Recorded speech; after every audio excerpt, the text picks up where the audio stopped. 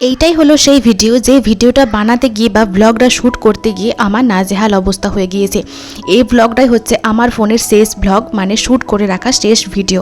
এরপর আমি আর কোনো ব্লগ শ্যুট করতে পারিনি, তার একটাই কারণ আমার স্টোরেজ কিন্তু অলমোস্ট ফুল।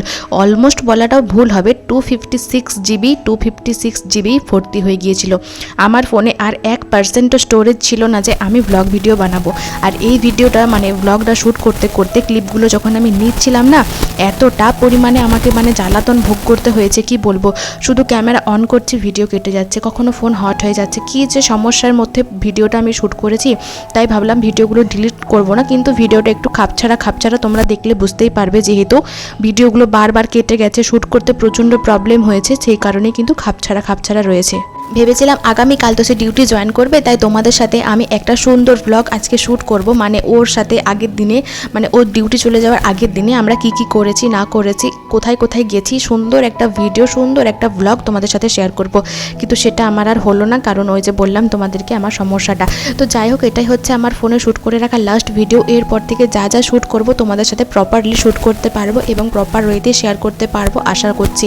তো তোমরা যেমনটা দেখতেই পাচ্ছ যে আমরা এখন বেরিয়ে পড়েছি বিষ্ণুপুর যাওয়ার উদ্দেশ্যে, এবং সেখানে যেয়ে আমরা কোথায় গিয়েছি কি করেছি সবটাই ভেবেছিলাম তোমাদের সাথে শেয়ার করব, কিন্তু সেটা আমার আর হলো না।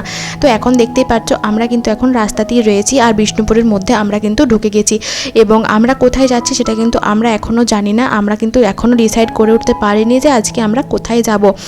আর একটা বড় সমস্যা হচ্ছে বিষ্ণুপুরে ম্যাক্সিমাম দোকানদানি সমস্ত কিছু কিন্তু বন্ধ থাকে সানডের দিনে, আর আমরা সানডের দিনেই কিন্তু বেরিয়েছিলাম। আগামীকাল আছে আমার একটা বোনঝির অন্নপ্রাশন, তাই ওকে বললাম একটা দিনের ছুটি ম্যানেজ করতে। জানি না সে ম্যানেজ করতে পারবে কি না, যদি ম্যানেজ করতে পারে তাহলে অবশ্যই একসাথে আমরা ভোজনা বাড়িটা অ্যাটেন্ড করব, আর যদি ম্যানেজ করতে না পারে তাহলে আমার আর হয়তো যাওয়াই হবে না, কারণ আগামীকাল হচ্ছে আমার পরীক্ষা। আমার হচ্ছে এমনই ভাগ্য, এমনই কপাল যে আমার প্রত্যেকটা ওকেশনেই কিন্তু পরীক্ষা পড়ে যায়। আজ অবধি কোনো একটা ওকেশনেও আমি ঠিকঠাকভাবে এনজয় করতে পারিনি, শুধুমাত্র আমার পরীক্ষার জন্য। শুধু আজকে বলে নয়, যতগুলো ভাইপো ভাইজি বোনজি বোনপোর অন্নপ্রাশন হয়েছে আমার প্রত্যেকটাতেই পরীক্ষা পড়ে গেছে, এবং প্রত্যেকটাতেই আমাকে যেতে হয়েছে। জানি না আজকে আমি যেতে পারবো কি না। তো এইটা হচ্ছে নেক্সট দিনের ভিডিও, তোমরা যেমনটা দেখতেই পাচ্ছ।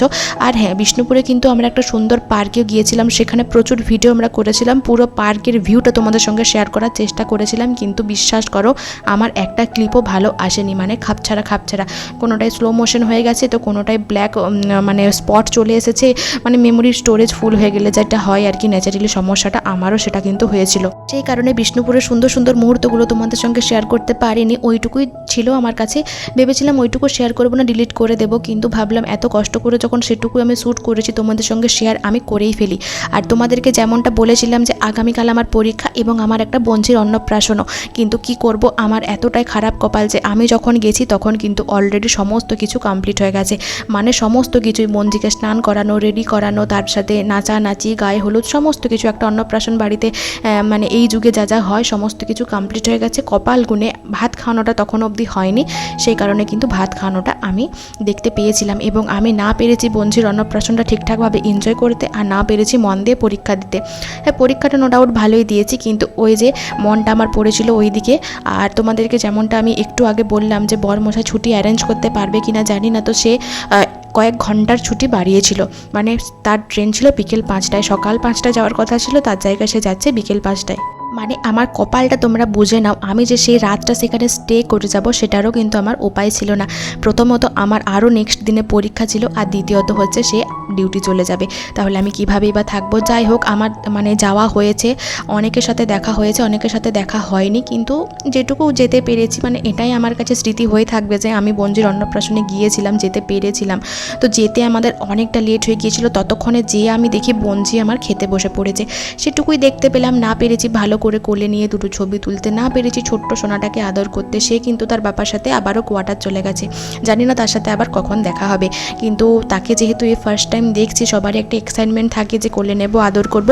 আমার ক্ষেত্রে কিন্তু সেটা একদমই হয়নি, আমি যখনকে গেছি তখনকে কিন্তু ওর সমস্ত কিছুই কমপ্লিট হয়ে গেছে। তো যাই হোক, আমরা এত লেট করে যাওয়ার পরেও আমি যেমন তেমন করে একটা শাড়ি পরেছিলাম, আর ওই যে স্টোরেজ প্রবলেমের কারণে কিচ্ছু আমি শ্যুট করতে পারিনি। পুরনো দু একটা ভিডিও ডিলিট করে এই কয়েকটা ক্লিপ আমি নিয়েছিলাম, না হলে হয়তো তোমাদের সাথে সাথে অন্নপ্রাশন বাড়িরও একটা ফুল ভিডিও আমি শেয়ার করতাম। সেই দিনে ছিল প্রচণ্ড পরিমাণে হেকটিক একটা ডে, কারণ একে তো 3 ঘন্টার এক্সাম দিয়েছি, তারপরে এত প্রচণ্ড পরিমাণে রোদ্দুর ছিল কি বলবো। আর এই রকম ভয়ঙ্কর গরমে একটাই ভরসা হচ্ছে আইসক্রিম, যেটা আমার ভীষণ ভালো লেগেছে ওখানে যে, সেখানে হচ্ছে এরকম ঠান্ডা ঠান্ডা আইসক্রিম। আমি প্রচুর বাটি বাটি আইসক্রিম কিন্তু সেখানে যে খেয়ে নিয়েছি, মানে 5-6 বাটি তো আইসক্রিম খেয়ে নিয়েইছি। তো যাই হোক, এইটুকুই আমি তোমাদের সাথে শেয়ার করলাম। এরপরে আশা করছি ভালো ভালো সুন্দর সুন্দর ভিডিও তোমাদের সামনে নিয়ে আসতে পারবো, আর স্টোরেজ প্রবলেমের সমস্যাটা হয়তো আর হবে না। এরপরে ভিডিও শ্যুট করব আর এডিট করে দেব। এটার সমস্যাটা হয়েছিল একটাই কারণে, ভিডিওগুলোকে জমি জমি রেখে দিয়েছিলাম। তো এই আইসক্রিম দিয়েই আমি আজকের ব্লগটি শেষ করছি। টাটা।